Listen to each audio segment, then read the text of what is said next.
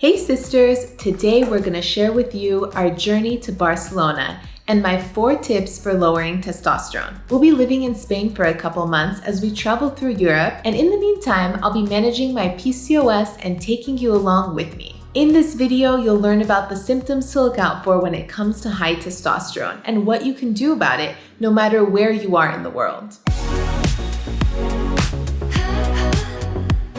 When I had high testosterone, my anxiety was through the roof. I was easily frustrated and dealt with horrible cystic acne, which didn't make traveling fun in my early 20s. I just didn't feel like myself because of the weight gain, facial hair, and acne I was dealing with. I couldn't focus on the beauty around me because I was so anxious everywhere I went.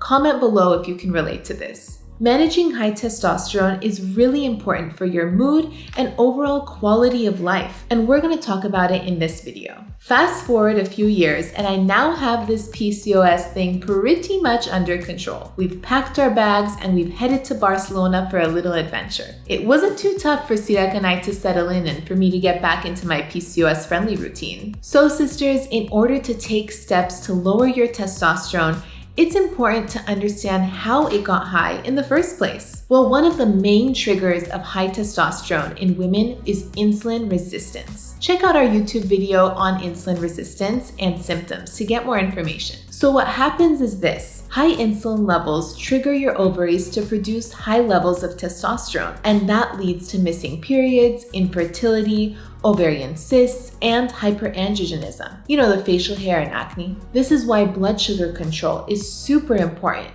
and we'll get into my favorite supplement, Ovasitol, in a few minutes when I tell you how to lower testosterone. So my first tip for lowering testosterone is managing insulin resistance. While settling in Barcelona, I've made it a point to get back into my routine. Something about starting fresh and new here in Spain makes me just want to kick up my PCOS-friendly routine up a notch. Let's start with talking about my steps. Studies show that going on a walk for 10 minutes after every meal improves your insulin resistance more than strenuous exercise does. We've been walking so much here. We walk to grab a bite to eat. We walk all day sightseeing. We walk to the grocery store. We walk.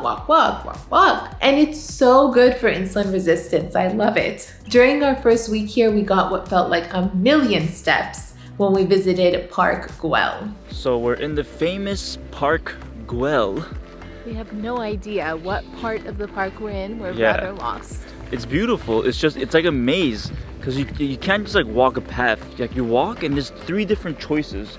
You can go up, it's like you Alice can go in down. Wonderland. Yeah, you can go sideways. Alice in Wonderland style. Yeah, but it also makes you wonder, like, are we capturing every single thing we can? I mean, there's too much. It's beautiful. We'll come again. We need like maps, Google Maps just for this. Honestly, I'm hungry. What do you got? I brought a protein bar. Oh, you got a Kind Bar? Brought to you by Kind Bar.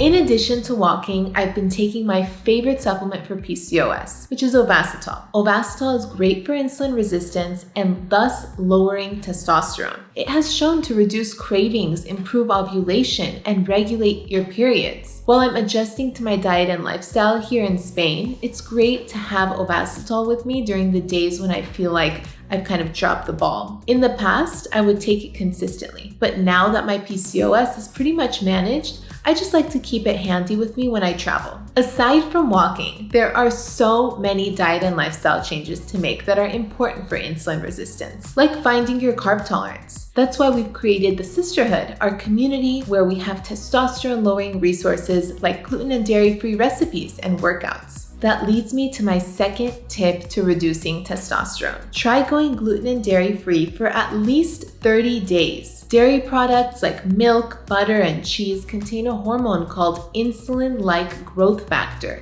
IGF-1, which raises our insulin levels even more. So unnecessary. With insulin levels rising, it can trigger our ovaries to produce more testosterone. So by cutting out gluten and dairy, you can reduce chronic inflammation, which helps with insulin resistance and in turn helps with lowering levels of testosterone. Try it for 30 days and see. Here in Spain, I found it very easy to eat gluten and dairy-free. During our first week, we visited La Boqueria, the outdoor market. They had fruits, vegetables, beans, and delicious tapas. Finding naturally occurring gluten-free foods is pretty easy anywhere you go here. So we've done our shopping.